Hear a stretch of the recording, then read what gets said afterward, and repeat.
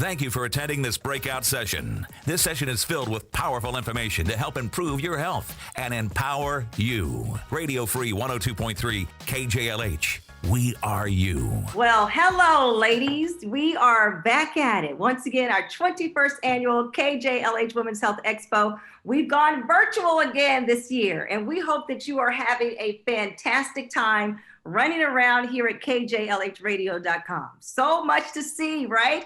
Well, don't worry about it. If you don't get through all of it today, you can come back at any time and check out these wonderful experts as they share with us what's been going on with them, what's been happening during these days of a pandemic, and how they can help us come up out of this better than we went in. So get this year's theme, your health through the lens of COVID. And that's what we've been talking about. We've been talking about it all over the website. You've been able to find out information about your finances, relationships, your lifestyle. Right now, we're going to talk about this heart, because so many people, I cannot tell you how many have reached out to me to say that they were afraid to go into the hospitals because of the pandemic. They were afraid to go get themselves checked out. They were having different issues, and they needed to really get in and see about their heart. So we brought these ladies back. They are the creme de la creme in their fields, and they were so awesome last year. I just got to give you ladies kudos, because the panel that we did last year about heart health and all that good stuff was one of the highest ones visited. So ladies, if you're listening right now, make them number one again this year. Ladies, welcome back. Thank you. Thank you for having us. Definitely. You know, look, and we're adding a new one to our group today. Dr. Gregory is with us today too. So we've added to our little team here, and I'm excited about it. So let's go down the list here. And I don't know if you guys can see what I'm looking at. So I'm going to give the name, and then Doctor, I want you to then tell us a little bit about yourself and what you do and your expertise. All right. So let's start with Dr. Way. Yes. Hi there. I'm Janet Way. I'm a cardiologist at the Cedars Sinai Women's Heart Center in Los Angeles, California. I specialize in heart disease prevention and assessment in women, from pregnancy to beyond. And most importantly, we look at more of the atypical features of heart disease that may be more unrecognized in women compared to men. Okay. I'm going to skip the one I have written down because she just joined us. I want her to get up to speed with us. Let's go to Dr. Schufel. How are you? Hi, thank you for having me back. I'm Christina Schufel. I'm Associate Director of our Barbara Streisand Women's Heart Center, and I direct our high-risk menopause program. And my research and interest is really the intersect between estrogen and heart disease, and especially around the risks of heart disease at menopause. So that's my real interest in research. I love it. And Dr. Campa, how are you? Welcome back. Hi, thank you so much for having me. Tell us a little bit about what you do. So I work as a cardiology nurse practitioner at the Women's Heart Center with Dr. Way and Dr. Schufel. And my passion is preventative cardiology and weight loss management. And I have been seeing patients in weight loss clinic on Friday. So that's something that we're still building up, but definitely it's something that I'm passionate about. Well, let me tell you, my ladies that are listening, we're always open to figuring out how to take off this weight. And with this extra stuff that we put on with the pandemic, we need to talk to you. And then adding to our group, we have Dr. Gregory. Welcome. Thank you for having me. I'm Dr. Kimberly Gregory. I'm professor and vice chair of the Department of OBGYN, and my interest is in patient safety and quality improvement. I am a maternal fetal medicine specialist. Ooh, that sounds fancy. I'm happy to be here today. That sounds fancy, Dr. Gregory. I want you to adjust your camera just a little bit down, so we can get your full face. There you are. I want them to see your faces there. There we are. Okay, ladies, let's get started, because these ladies got information. They've got their pen and paper out. If they don't, they better get it out, because we're going to get into it and get a lot of information. And keep in mind, you can always come back, click on the button, and listen again. Let's start with Dr. Way. We have been in a pandemic, and everybody has been in this fight or flight mode. You know, they're anxious. They've got all these different things happening. They're probably feeling all kind of things in their bodies.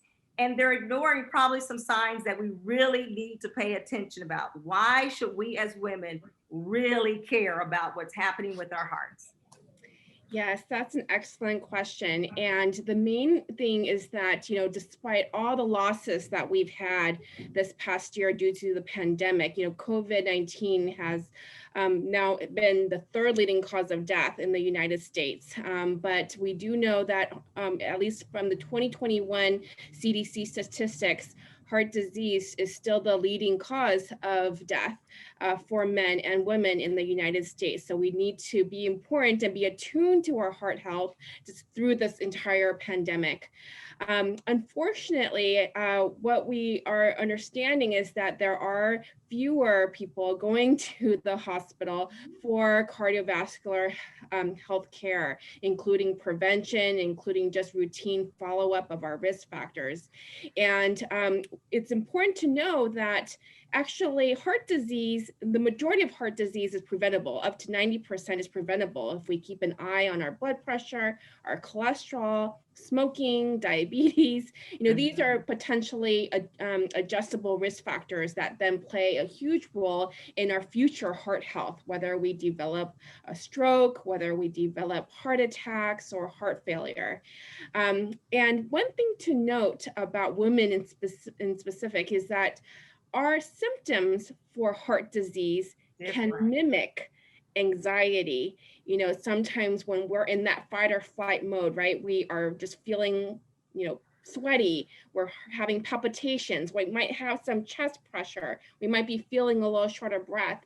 And these symptoms sometimes can mimic anxiety as well, but it also is potentially a heart attack symptom. And so we need to be sure that when we're having these types of symptoms to take a pause back, you know, take some nice, slow, deep breaths, try to think about, you know, are these new symptoms for me? Have I really had these type of symptoms before? And do get checked out with your doctor if you're having these type of symptoms.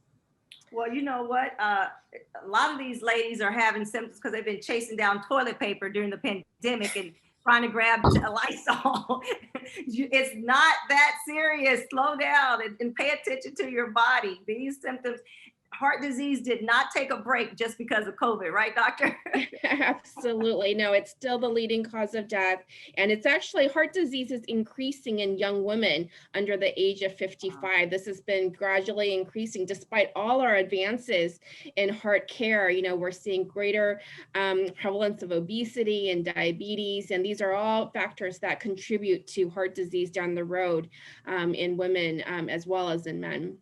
Well, you know, for so long, we always thought, at least myself, you know, heart attacks were men. You know, men have the heart attacks. Women, we just go make sure they're taken care of and tell them to go to the doctor. But we ourselves need to pay attention because we're having them just as much as they are now, we're saying, right? Gosh. Yes, absolutely. We're having just as many as men, and it's rising, you know, in both men and women. We are now realizing that actually women may be more susceptible to chronic stress than men.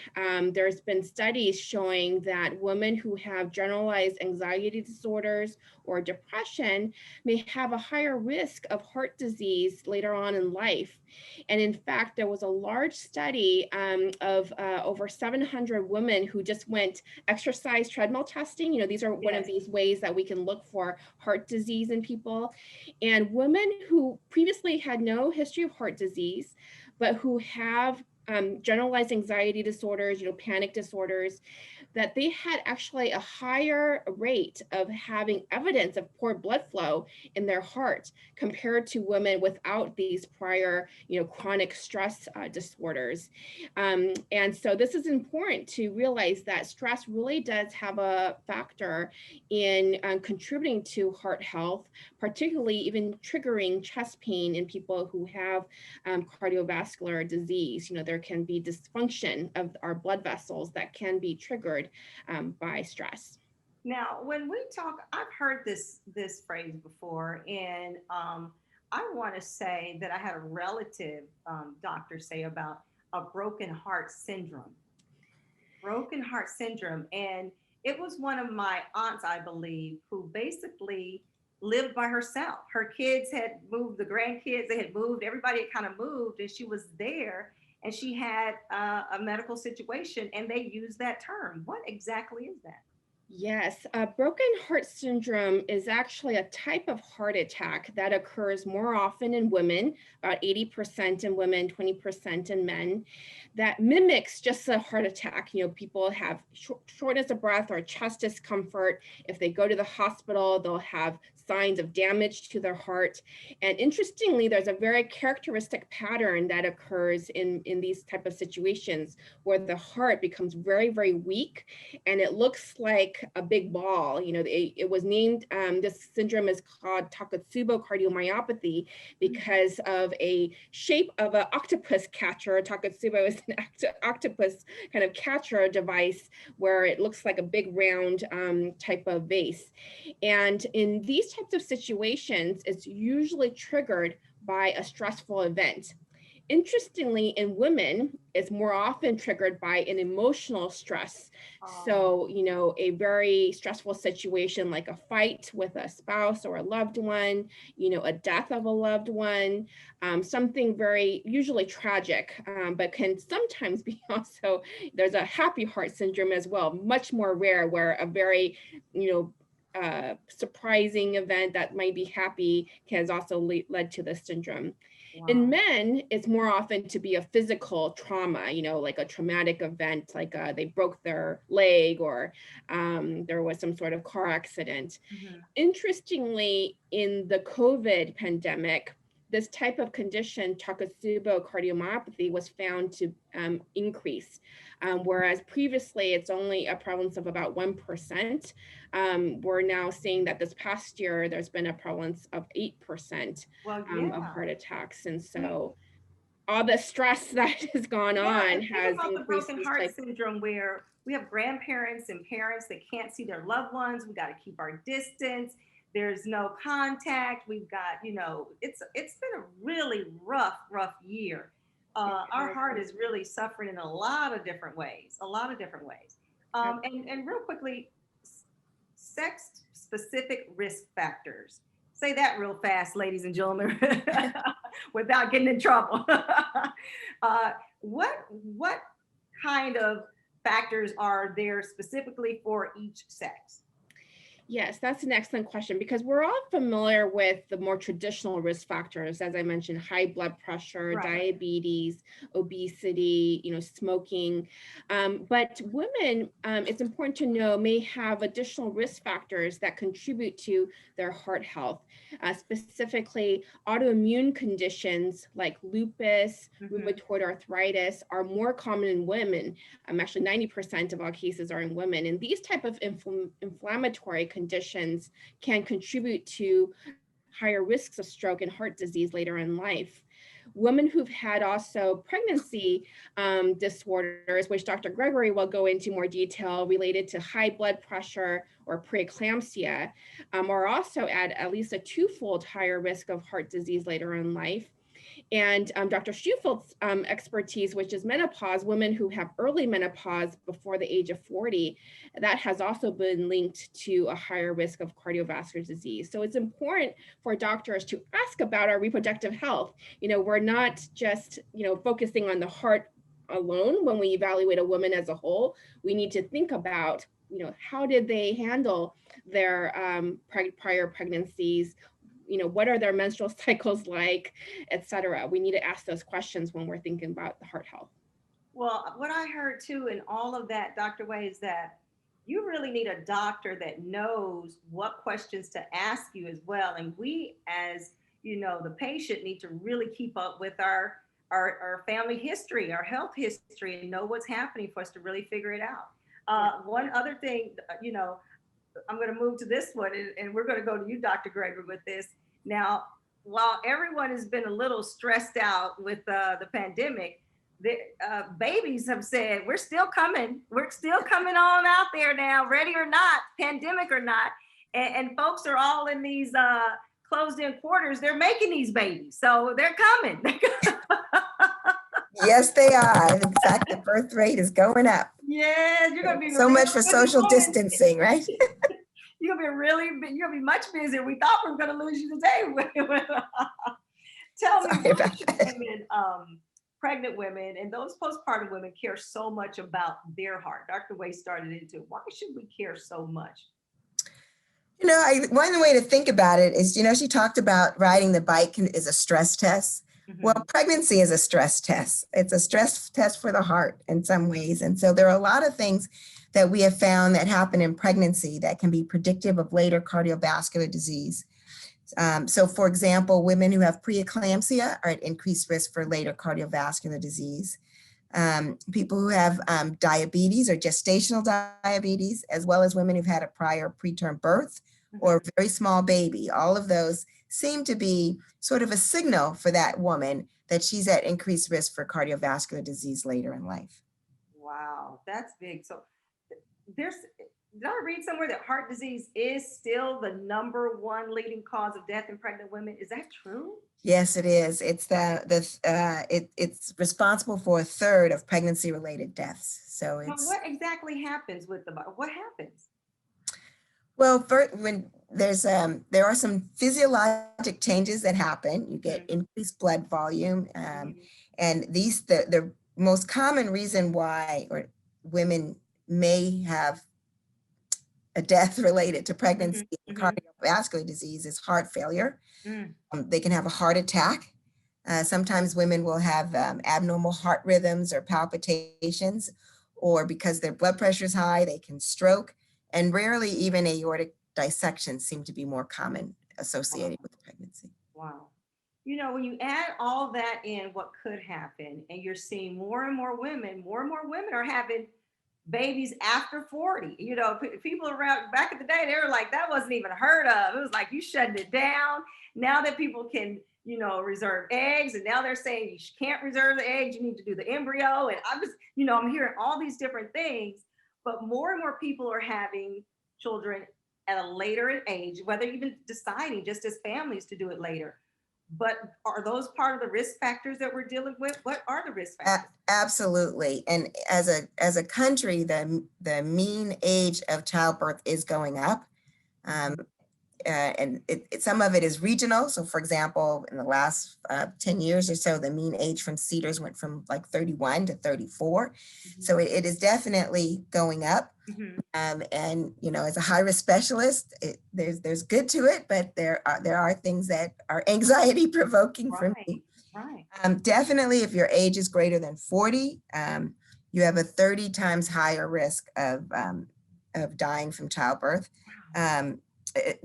Compared to someone who's 20. You have an increased risk of having high blood pressure during pregnancy. More and more women who are over 40 also happen to also be overweight. Yes. And then the other big risk factor is race ethnicity. So you can't pick up a newspaper without appreciating that the risk of dying from childbirth and heart disease is higher in Black women. Yeah, I was reading. I want to make a point about substance abuse, because that is really something that's preventable, something that we could do to avoid this. And one of the biggest culprit is methamphetamines.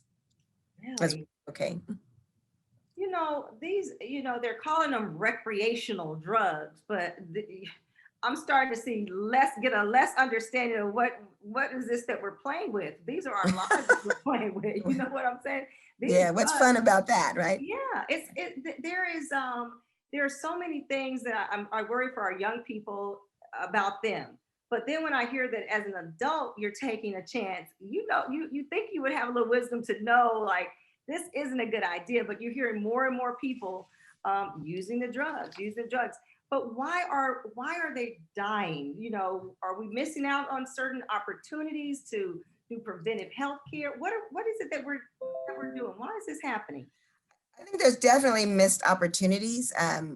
Dr. Way is a part of there's much more cross collaboration. We used to work in our silos, just OBs were over here and cardiologists were over here. And now that we realize that this is a problem, we're talking together. And then not only are we talking together, but we're trying to make sure that that if you go to the emergency room, that they're asking the right questions in the ED, that your family doctor or your internist is, everyone is taking, being more aware of the symptoms. So a lot of times, some of the symptoms that mimic cardiovascular disease are also some common pregnancy related things, right? So women get pregnant and there's a little bit more short of breath. And so trying to recognize that this shortness of breath is actually significant and it shouldn't be ignored is part of our responsibility, not only in teaching other doctors, but in teaching the patients. You want to make sure that you don't delay care. One of the big misfortunes that policy issues that we're trying to address now is that a lot of times people come back for their postpartum visit. We're trying to make sure that we bring them back sooner so that we're monitoring for some of these side effects, and then trying to make sure that we bring them back longer. So for some people, their insurance may run out in 6 weeks. Well, now we're trying to get that coverage to 12 weeks. And there's even a referendum in some states to get a year postpartum care. And that way we can help to make sure that there are no gaps in care for women who are at high risk with these problems. Yeah, you hear more and more about insurance companies not wanting to pay this or not wanting to pay that. We got to do something about that. We have to do something. Okay, so this is a hypothetical for us here, because I'm not even going to use my name anywhere near the word pregnancy. You guys would hear, you would hear me all the time. Any little pain, oh, my ear, doctor, what's happening to me? So let's just save everyone the trouble of that. Okay, so this is a hypothetical. My friend, my daughter, she's pregnant or she's postpartum, right?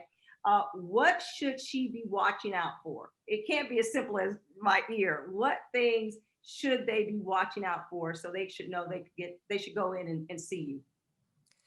I'd say the first thing is if they're having shortness of breath, these are related to your heart, right? There are other things that you want to come see me for, but if they're short of breath and it doesn't seem to get better, especially it gets worse, especially at rest, or if it gets worse with exercise, that's something that you'd want to call or see your doctor for. If there's chest discomfort that's not improving with rest, if you faint, it's not common to faint. So if you faint, you want to let somebody know about it. If you find that you're having palpitations with your heart or heartburn that's not getting better, that's something that we take for granted. Oh, I'm just going to take some Pepcid. Well, might be a sign of heart disease in a woman. If they're very tired or more tired than usual, and this is really a hard one, right? You just had a baby, so of course you're tired, but many people have babies, so you should be able to take care of yourself and take care of your child. And if you find that you're tired above and beyond what seems normal, then you want to be evaluated. If your blood pressure is high, that's a big sign that you should come and be seen right away. And then another one that's very common that we take for granted is swelling in your legs. If you're having swelling in your legs and it's not going away after you put your legs up, if you had a good night's rest, or if there's pain and swelling, I wouldn't even give it overnight. I'd call your doctor and be seen right away. Wow. All right, everyone, listen to what she said. I hope you wrote it down. You can always click back and review and listen again. Doctor, thank you so much. We're so happy to have you today because you're going to be busy in the next few months. They're very, very busy with these babies coming. Thank you for joining us today. All right. Okay, who's up? Dr. Schufelt, how are you? I'm great, thank you. Oh my goodness. This last year, nobody saw this coming, or to the magnitude of what this was going to be. This is a year that we've been dealing with COVID. Right. And everybody is just trying to figure out what's going on with their health.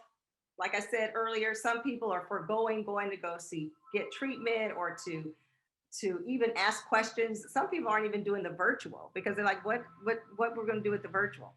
How does the heart health relate to COVID when it comes to COVID?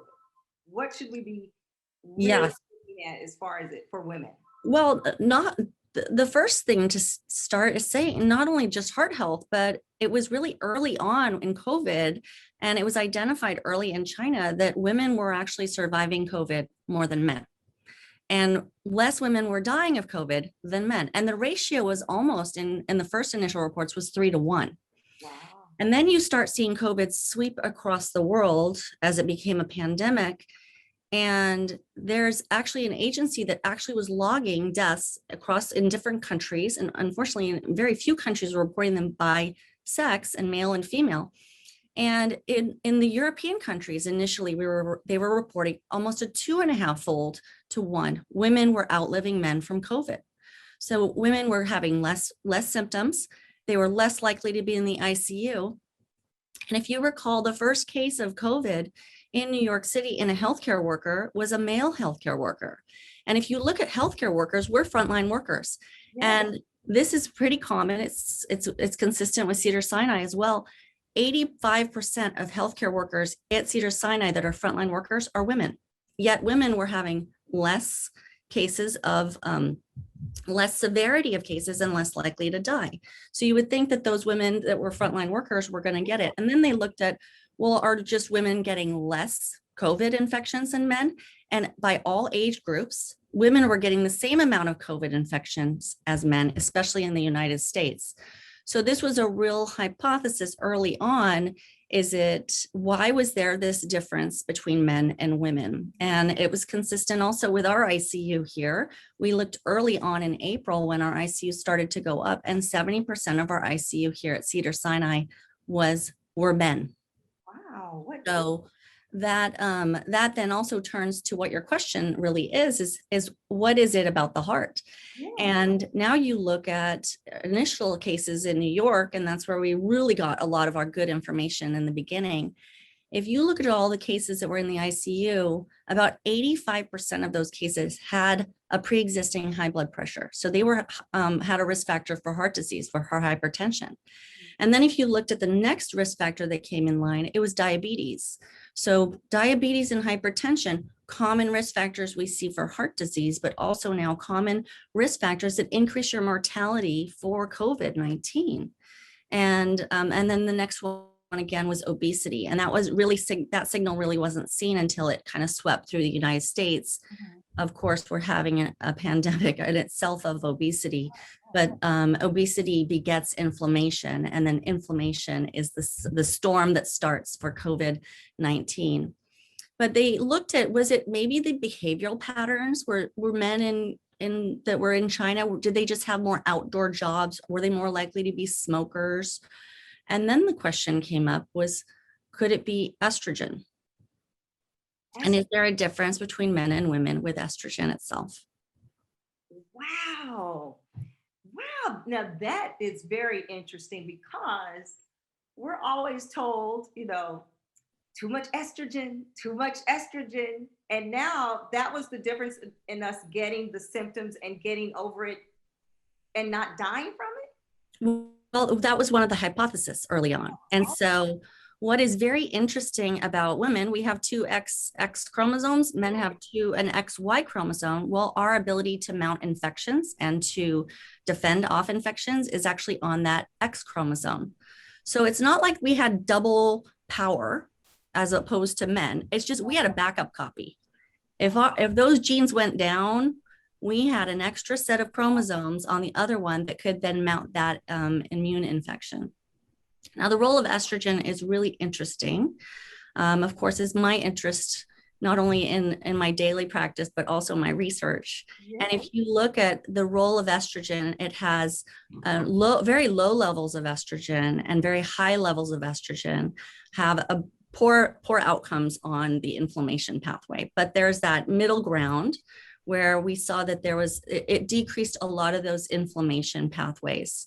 And that was again proposed as one of the, and progesterone, which is also another hormone that the ovary makes, as one of the pathways that perhaps decreased or saw that difference as to why women and men were getting differences in severities as well as mortality or death. Now, how does that account for the older women, the women after menopause? Because, women after menopause, not everybody takes hormone therapy, and hormone therapy is not a good fit for everybody. Well, there also is another hypothesis that ends up that women actually have a better way to clear out the infection in older women as opposed to men. And the way that the virus was entering the body was, we've now heard this is it's called the ACE receptors. and women have the ability to kind of clear that out faster. So is it that the virus just didn't stick as well in the older women as well as, and then could it be the estrogen in the younger women? So there's a lot of work to be done. Wow. And this just speaks to the sex differences that we see, and women are not little men with reproductive organs, as I say, but we are, but we do see this difference, and it's a difference that's important for infections, but also difference that's important for heart disease. Wow. To be a woman, boy, you got a lot of stuff to go over to research more and get more information on. Wow. You're going to be busy too, trying to figure all that out. Okay, so when we think about the cardiovascular risk factors associated with, we hear about the COVID cases where some people, they didn't, they had a few symptoms and they were over it. But what about the cases that were really, really bad, the bad outcomes of COVID? What were those cardiovascular risk factors associated with that? Yeah, so predominantly there were major heart attacks that were occurring with the COVID virus, and that the COVID virus, what was happening was it would enter the body, and why it was important to get them into the ICU or start steroids or start anti-inflammatories is because of the cytokine storm. That's the storm that it kind of tips into a circular pattern where inflammation begets inflammation, and it almost becomes like a Midwest tornado throughout the whole body. So you're getting too much inflammation, and then the body's ability to put the brakes on the inflammation was being taken away. And we know that heart disease is actually an inflammation-based disease. And what inflammation can do is disrupt any plaque or any kind of blockages in the heart. And that's why that's what was being seen in patients specifically for heart disease in the ICUs itself. Wow. Now, decreased hospitalizations for strokes and heart attacks during the pandemic, was that real or what? Because everything seemed like everything they were saying seemed to be about COVID. Were we really seeing decreases in strokes and heart attacks during the pandemic? Yeah, this is more related to the avoidance. And unfortunately, we're still seeing it. We have a large clinical trial right now of women in heart disease. And we're realizing that during COVID, we had women that were experiencing chest pain, but they were less likely to go to the emergency room. 20 to 30% of our research subjects were less likely to go that had symptoms because they were more fearful of getting COVID.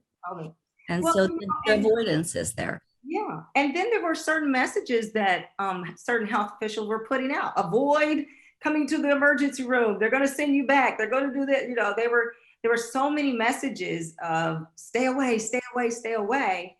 Yeah. They stayed away, and they really needed to seek care. And when you have a heart condition, people are concerned, they were concerned to come into the hospital.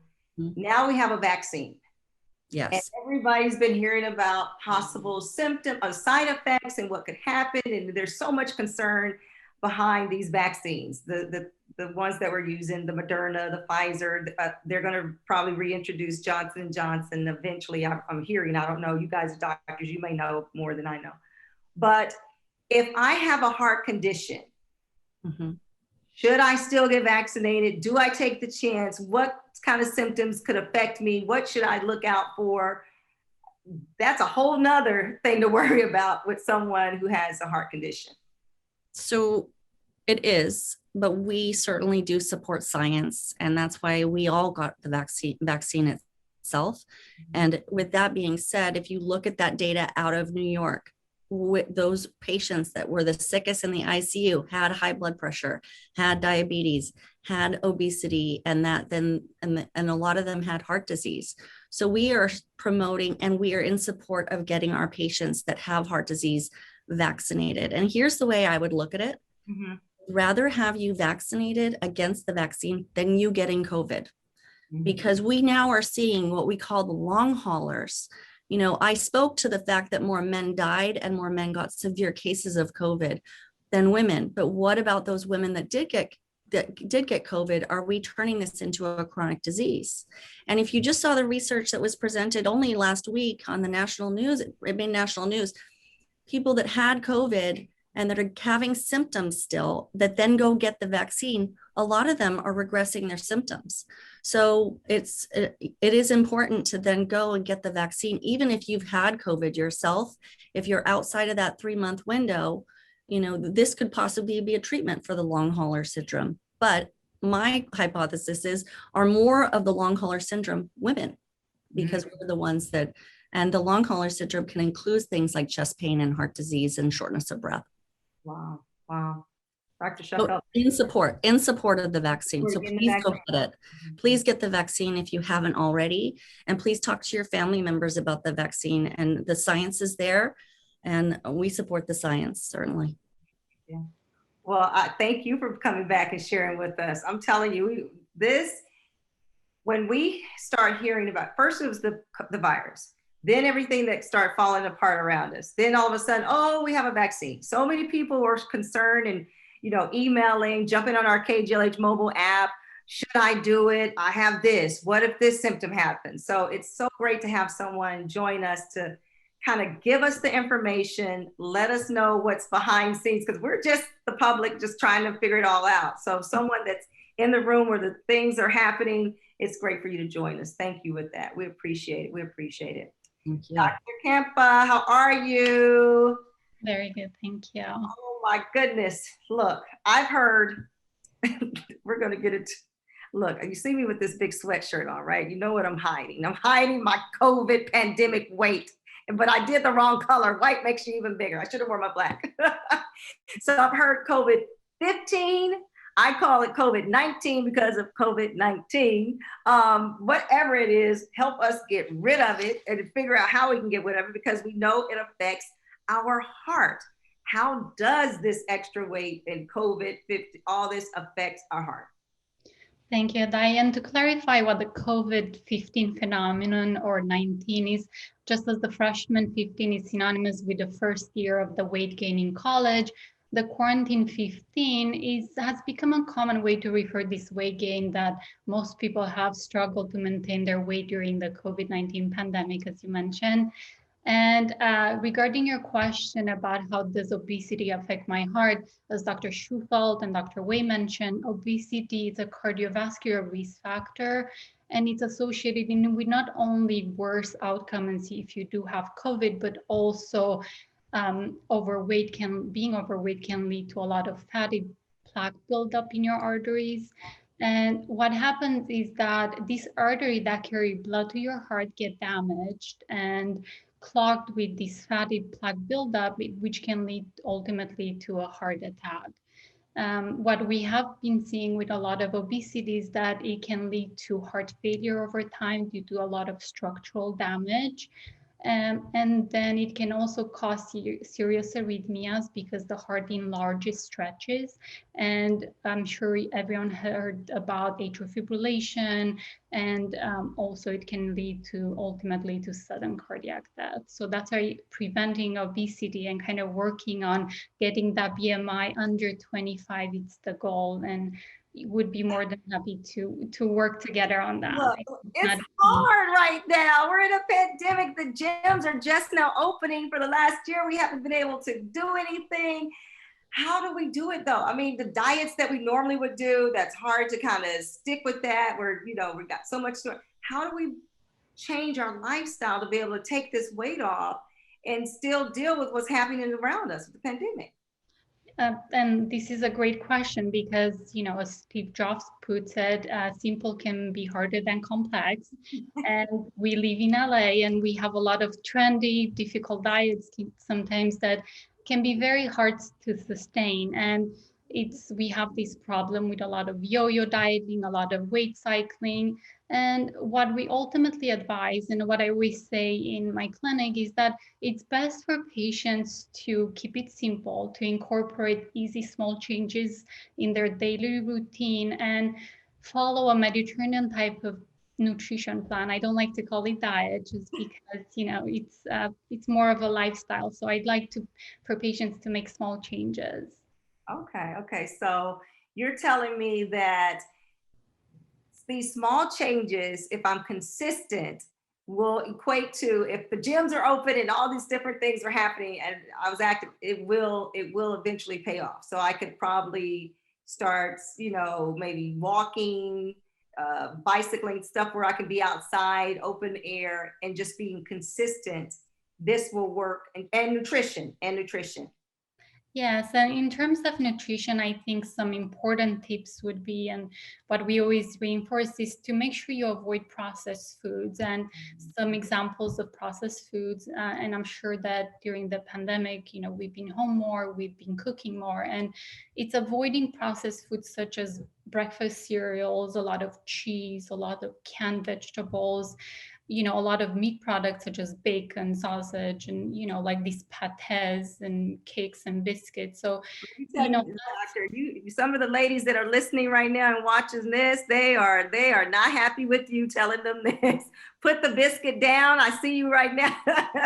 Let go of the bacon. Let go of the bacon. You heard what she said. Okay, what else do we need to get into order? Another good one that the American Heart Association kind of suggests is that, try to avoid sugar. And of course, I'm gonna, not be very favorite right now, but sometimes it's better to limit to no more than 100 calories a day. And the reason for that, there is no nutritional need or benefit that comes from eating added sugar.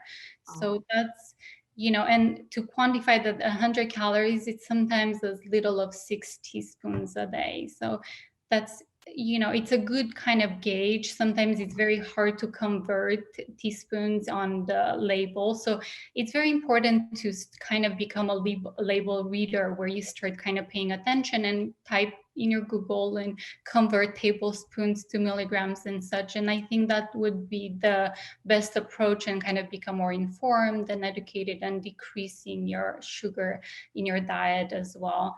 I love that idea because the ladies that are watching with us, they've been anywhere with us in the last 21 years doing these Women's Health Expo. We taught them, learn to read the labels, and it will shock you when you get one thing, you think, oh, it's just this, and then you look, it says 4 servings. What? That means times 4? You're like, oh my God, no wonder I'm not losing any weight. But learning to read those labels, really big, right? Yes, very true. And, also I think would be good to mention the trans fats and the unsaturated fats, because there's a lot of confusion out there, and these are the bad guys, as I like to call them. And, the saturated fats are the ones that they're often solid at room temperature. So we're talking about butter, a lot of coconut oils, a lot of cheese. And it's good to avoid that and keep it to a minimum. And the reason for that is because these can raise your cholesterol levels, so can clog your arteries, as I mentioned, and ultimately increase your risk of heart disease. The other bad one is the trans fatty acids. And these are the ones that we usually find them in those biscuits, as I mentioned, the baked goods. So make sure that you learn that when you read labels, you choose foods that are good in unsaturated fats. Those are the good guys, versus the trans fats and the saturated fats that are the bad guys. And to give you some example of unsaturated fats would be like olive oil, a lot of peanut, a lot of avocado. I like to use a lot of nuts in my diet. So those are almonds. So those are good to add if you really want to get the benefit of all the antioxidants and good oil, good for your HDL, which is the good cholesterol. Okay, I love this. I love this. You're giving us a real game plan. So we are making the modifications, the small little things. If we're consistent with changing those things in our lifestyle, that's going to be that. We got our nutrition. We hit a little bit on the exercising. Okay, everybody's not going to want to do the same thing. Give us some other things, something else, how we can incorporate that exercise. And I would like to give you my recipe for success. And, that's to start slowly. What really worked for me, and I've kind of built this plan with my patients on clinic, is to just have a calendar, just, weekly calendar, where when you put all your meetings for the day or for the week, add on exercise, even though it's just walking for 10 minutes a day or 15 minutes, that still counts. So you get credit for that. But I think that at the end of the week, when we look back, that we either walked for 15 minutes or we exercised for 20 minutes that day, I think it becomes such a good habit to have. And what tended to work for me in the past, it's always to exercise at the same time every day, because I'm a creature of habit. So, if you wake up in the morning, it's good to get it out of the way and not think about it, like a quick walk, or maybe take the stairs instead of the elevator at work, or, walk to work. And I walk to work because I live very close to work. So it's very, individualized. So it's what works for me is not going to work for everyone, but these are easy tips to follow. And I think sometimes, you want to make sure that you make it enjoyable, because listening to an audiobook on your walk, it's going to make it more entertaining. Taking a walk with a friend, now that we're all vaccinated, would be more enjoyable than something that you're going to stick to, versus of just, kind of dreading going to the gym, as I mentioned. I like the idea of having something that you like, because, I try to start telling the women, it's about movement. Keep it, what's in motion stays in motion. Move, move, move. If you like dancing, I know ladies are like, I want to get up, that's my song. Well, put your song on repeat 5, 6, 7 times and move, move, move, move, move. I told my ladies before, and I'll say it again, a Fitbit changed my life. My trainer, CJ, with CJ's Functional Fitness, told me to get one. And he said, I just want you to wear it for one day. And I want to see how many steps you get in. I was like, oh, I'll get in thousands of steps. I had only moved 500 steps in the day. And so I'm thinking I'm busy, but I'm busy on the computer. I'm busy going from the printer to here. I'm not moving. And when I realized how inactive I was, it made the biggest difference, especially when he turned around and said, okay, I want you to do 12,000 steps a day. I'm like, oh my God. But getting those steps in, no matter how you get them in, get up, move around the house. You don't have to be at the gym or the track or whatever. You gotta keep moving, right? Just move, move, move, get it in. Yes, and celebrate your success at the end of the day. Give yourself credit. I think that's what it's gonna, matter, because it's all about you. Yeah. Well, ladies, let me tell you, you are the creme de la creme. Give yourselves a pat on the back. Give yourselves, let's see it, everybody, pat on the back. There you are. You guys are the best, because this information, a lot of our listeners may not necessarily get it. They don't necessarily know how to get in touch with doctors that have the expertise that you have. How do we reach you? For you guys to take a moment to hang out with us for an hour or however long you are able to commit to us each year, it is so appreciated by not just the staff here, but everybody that watches, because if we don't know, we don't know. And a lot of times we're the last one to get the information. We're the last ones to be able to take advantage of it. But for you to take time and to share with our family, become part of our family, we greatly, greatly appreciate you. And we just thank God for your hearts to share with us. This has been a dynamic show. Let me give you each a chance to kind of wrap up a little bit and just share something with us as we get out of here. Dr. Way, would you like to start? Sure. I'd just like to remind everyone to get a good sense of what your risk factors for heart disease are. Check up with your doctor to know what your numbers, your blood pressure, your weight, your cholesterol, your blood sugar, and think about those female-specific risk factors, as I mentioned, your pregnancy history, inflammation, and then most importantly, if you have any symptoms, we think about above the waist, any sort of unusual chest discomfort, shortness of breath, even if you think that it's just stress, even if you think that it's, oh my goodness, I had this argument and I'm feeling these symptoms, do get checked out with your doctor, because as I mentioned, some of these anxiety symptoms, stress symptoms may actually be important to your heart health. Dr. Gregory. Sure. I would say if you're thinking about have a baby, have it earlier than late. And to capitalize on Janet's point, definitely remember the cardiovascular conditions of pregnancy, hypertension, preeclampsia, prior preterm birth. Make sure you tell that to your internist. You take that history with you. Find out from your mother if she had any of those conditions, because that will help inform and allow other doctors to help take good care of you. I love it. Dr. Schufelt. Well, I think COVID it's still here. Yeah. And we are still fearful at times, but it's not a time to avoid seeking care. And that care could be emergency room care if you're having symptoms. That care could be basic preventive care, whether it's a heart checkup, your mammogram, you're going to your gynecologist, but it's about now focusing back on us and on you and getting those things taken care of for your overall health. And then the final thing to say is, if you haven't already, get the vaccine. There's an advantage over it, and I would not want to have you see you get COVID and, possibly we want one of the long haulers. So get your vaccine. Dr. Kempa. And I actually wanted to tell you a story that I've heard recently.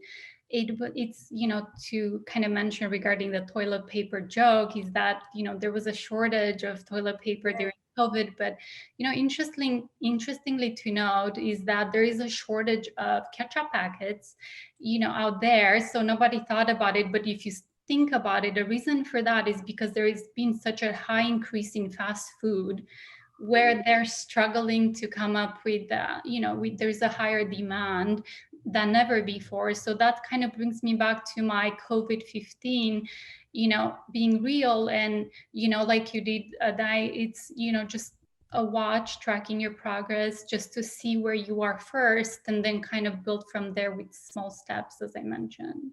Wow. Thank you, ladies. Thank you so much. Once again, a dynamic panel. Ladies that are watching, I know you got some good information off of this. I hope you took really great notes. If not, just click down there and you can get all this repeated right back to you as often as you like. It's the 21st annual KJLH Women's Health Expo. Our theme this year, your health through the lens of COVID. Now we send you about your way, and make sure you take care of those hearts. All right, bye, ladies. The Radio Free 102.3 KJLH 21st Annual Women's Health Expo, brought to you virtually by the City of Long Beach and Fresno County Black Infant Health Program.